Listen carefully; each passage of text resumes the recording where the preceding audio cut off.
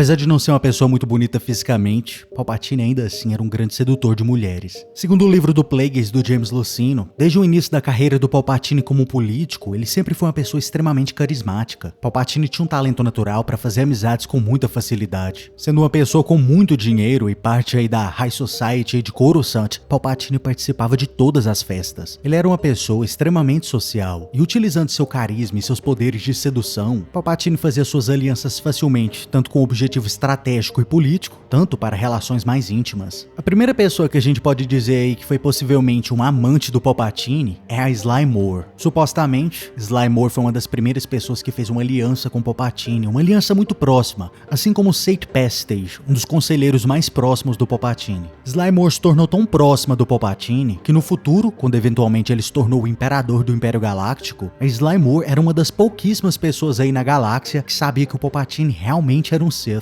Com a sua sensibilidade à força mediana, Sly Moore tinha até mesmo a habilidade de ler os pensamentos das pessoas. Graças a essa habilidade, ela se tornou uma pessoa vital para o Palpatine. Devido a isso, Sly Moore acompanhava Palpatine a quase todo instante. Apesar de nunca ter sido algo confirmado, que o Palpatine realmente ia para debaixo das cobertas com ela, ainda assim, como eles andavam juntos, acompanhados em todos os lugares, os rumores eventualmente começaram a espalhar por aí que os dois possivelmente tinham um caso. Esses rumores se tornaram tão fortes que durante a Era do Império ela se tornou até mesmo conhecida como a Rainha do Império. Depois da criação do Império Galáctico, quando o Palpatine finalmente se tornou imperador, o seu apetite ele aumentou ainda mais. No livro A História do Jedi, a gente tem uma história da Leia quando ela se encontrou com o Palpatine junto com o seu pai, o Bail Organa. O livro diz o seguinte: foi o pai dela quem a apresentou ao imperador na rotunda do Senado como representante júnior de Alderaan. Ela se lembrou como se fosse ontem dos olhos escuros e malignos, espiando como de um lagarto daquele rosto ressecado na sombra do capuz preto. Entre os cortesãos habituais, entre os filhos e filhas de governadores, moffs e os descendentes das antigas casas aristocráticas cujos pais tentavam arranjar alianças, Leia notou meia dúzia de mulheres com uma beleza verdadeiramente surpreendente, perfeitamente vestidas e adornadas com joias como princesas. Elas não pareciam ser esposas dos burocratas, nem aos grupos mais elitistas das antigas casas e aos seus vassalos. Leia então percebeu naquele instante, elas eram as concubinas do imperador. No meio das mulheres, uma chamou a atenção da Leia, a Roganda Ismaren. Roganda foi uma Jedi que conseguiu sobreviver à Ordem 66. No entanto, durante a Era do Império, ela eventualmente foi encontrada por inquisidores imperiais, então ela foi levada ao Centro Imperial. Roganda então facilmente se integrou na sociedade imperial. Usando da sua beleza e a sua sensibilidade à força, Roganda conseguiu penetrar a exclusiva corte imperial e eventualmente se tornou uma das concubinas do imperador.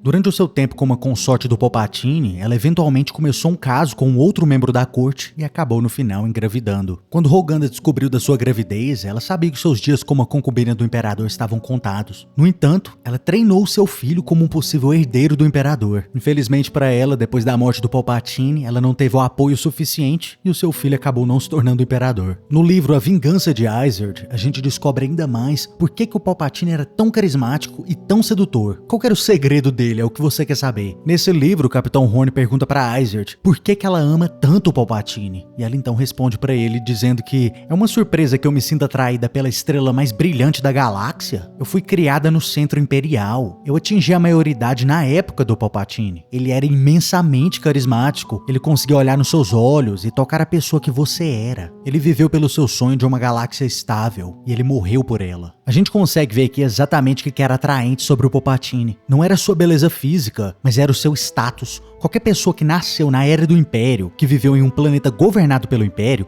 a grande maioria das pessoas admiravam demais o Palpatine. Palpatine era o ídolo, ele era o exemplo. O que o cidadão perfeito da galáxia deveria ser? O que ele deveria lutar a sua vida inteira para tentar ser? Ele deveria tentar ser o Palpatine. Os homens desejavam ser ele e as mulheres desejavam ele. Esse bolo perfeito que era o Palpatine no final, ele era decorado com a bela cereja em cima, que era o seu carisma. Com a combinação de todos esses elementos, no final Palpatine era uma pessoa realmente irresistível. Mas me diz aí nos comentários, gente, o que vocês acham sobre isso? E se você gostou do vídeo, curta e se inscreva.